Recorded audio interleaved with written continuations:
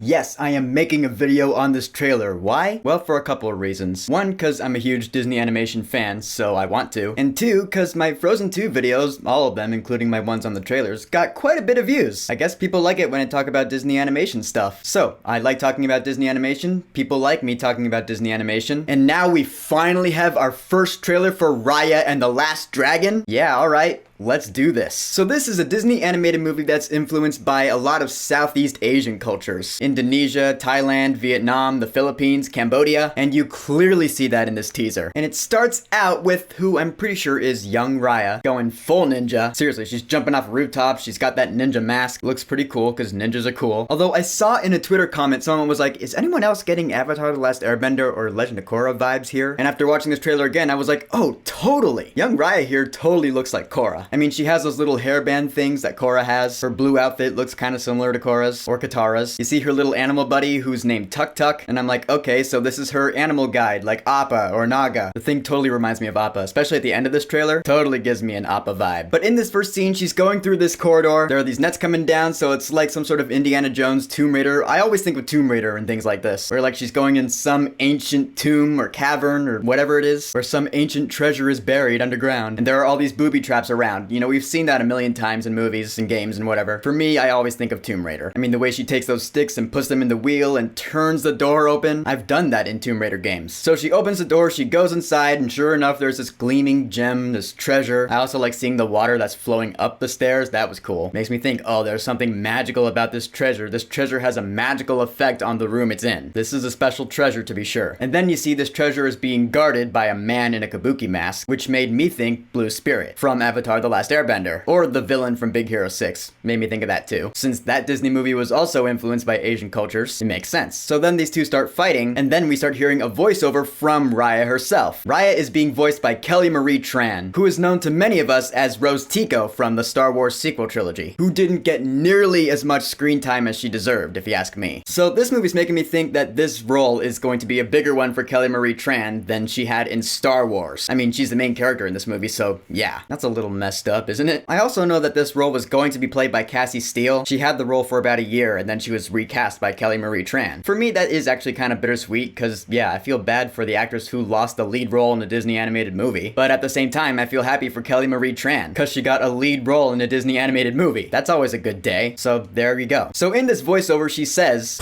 my whole life, I trained to become a guardian of the Dragon Gem.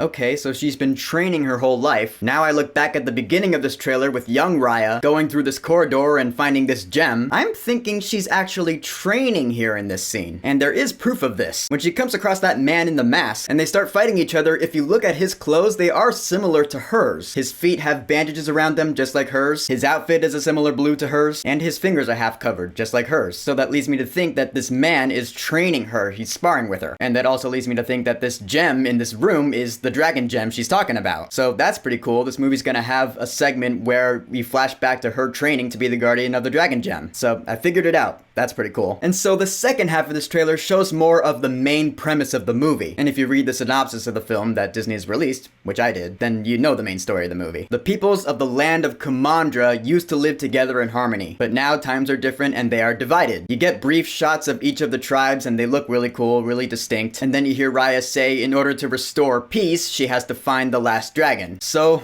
we have this mystical world in which the 4 different tribes are divided, and it's up to one person to restore balance to the world. Where have I heard that premise before? Yeah, it's another similarity to Avatar. Look, I'm not complaining that this sounds derivative. Obviously, this movie is not completely ripping off Avatar The Last Airbender. All I'm saying is that some things in this trailer really remind me of it. That's a good thing, because Avatar is awesome. So there. And then at the end, we finally get a good look at our main character all grown up, or at least grown up to about my age, I'm guessing. I love that hat she's wearing. That is straight up traditional right there. And her whole outfit. I mean, the whole thing just looks so detailed. I love it. Par for the course with Disney animated movies. That's part of the reason why people love them so much. And we also see that little Tuk Tuk has also grown up. And out. Tuk Tuk has grown a lot bigger, and now he's really giving me an Appa vibe. And now he even kind of sounds like Appa. You're getting a little too big for this, bud.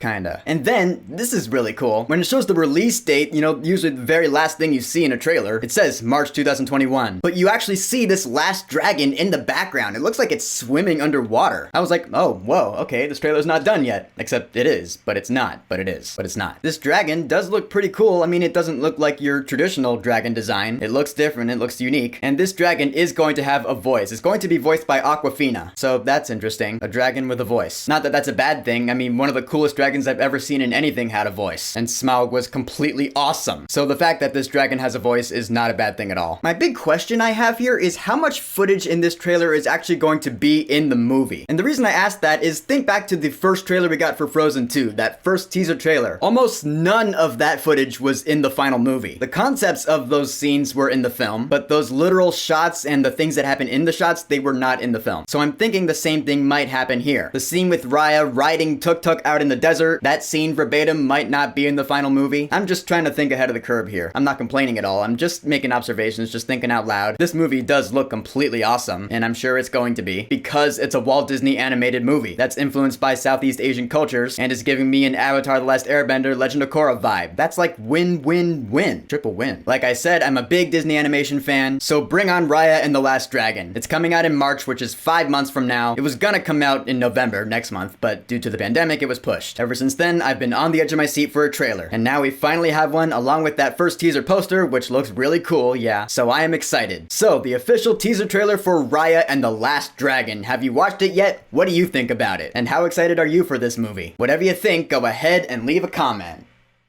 And don't forget to subscribe.